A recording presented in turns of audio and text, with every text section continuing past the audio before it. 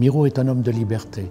Miro est un homme qui a parlé un langage tout à fait étonnant et qui nous dit que c'est à travers lui peut-être que l'on a le plus d'espoir dans l'avenir.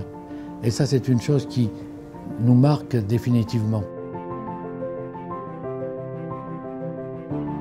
Il y a une générosité dans sa parole et dans sa peinture et dans sa sculpture ou dans sa céramique.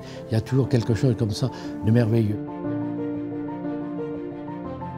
On retrouve donc tous ces différents supports sur lesquels il travaille, sur lesquels il s'interroge et qu'il essaye de dominer. Ce parcours chronologique suit donc depuis les années 15 jusqu'aux années 83, c'est-à-dire pratiquement 7 décennies, comme ça, ce parcours étonnant. Il a parlé comme ça avec justesse d'un langage qui n'est ni abstrait ni figuratif, mais qui est un langage poétique. Miro a confié ses rêves avec l'aide des grands poètes de son temps. Il voulait garder sa liberté et il l'a imposée à notre regard d'une façon, je dirais, définitive et définitivement généreuse.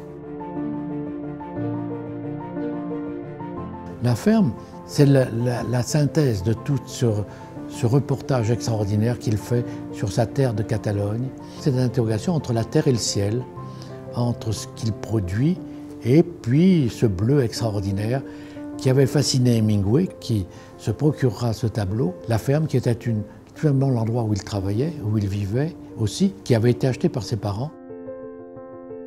Miro est très attaché à la Catalogne, mais il est attaché à cette culture méditerranéenne, à cette ouverture sur les autres.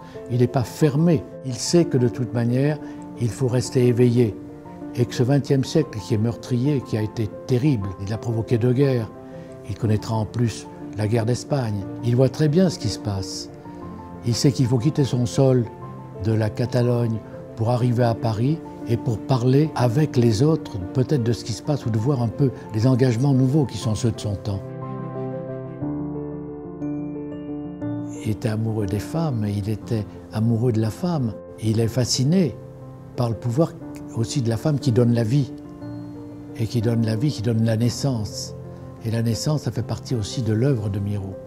Il fait renaître comme ça, il fait surgir des choses à travers l'interrogation qu'il a sur la femme et à travers la sculpture, la céramique ou la peinture. Et d'un seul coup, on voit apparaître un monde où la vie est sacralisée et où elle mérite de l'être et où il est le seul à détenir ce pouvoir très particulier.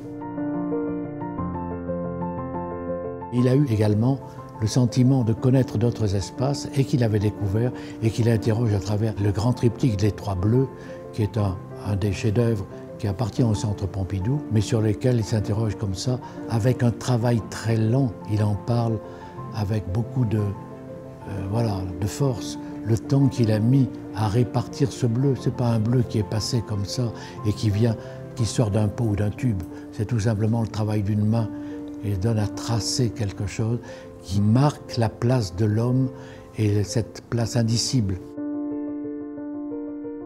Quand il disait « je travaille comme un jardinier », c'était tout simplement le respect qu'il avait pour des gens qui savaient qu'en travaillant la terre, c'est très dur, c'est très difficile, mais on voit poindre quelque chose d'essentiel et de tout à fait étonnant qui nous révèle aussi ce que nous sommes.